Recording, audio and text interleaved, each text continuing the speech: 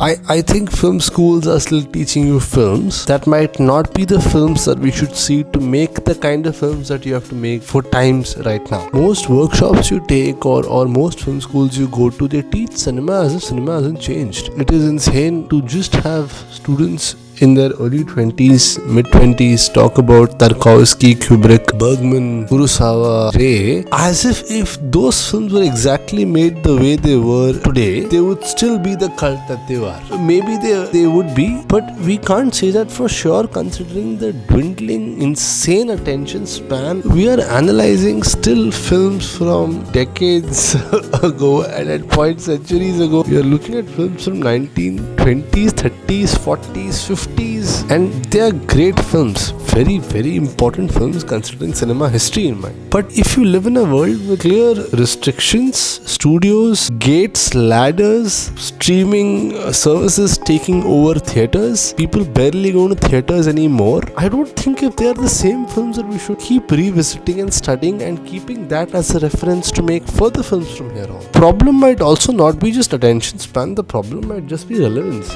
How do you find the relevance of Bicycle Thieves, Clockwork Orange in today's times? Paths that these filmmakers took to make these films, they don't exist anymore at all. Understanding cinema history is important, but mistaking that as a path to make films today is dangerous. Don't know what Hitchcock would have done if he would have started 5 years ago. Today the questions are very different. Ideally, film schools, even theatre schools, shouldn't teach us how films were made and just leave it at that. They're supposed to teach and help people figure out how films can be made now. Now, you have to actually revisit films that were made 20 years ago, 10 years ago, in the most unconventional, interesting, crazy way possible. We have to literally, if you're trying to study films in India, revisit Vasepur, Kashyap's films, Ram Gopal Varma's films, Lutera, Udaan, and the way these Indian films were represented worldwide. And not again study Kubrick, because, well, you have to make films for the audiences here primarily and then hope that it finds an audience internationally.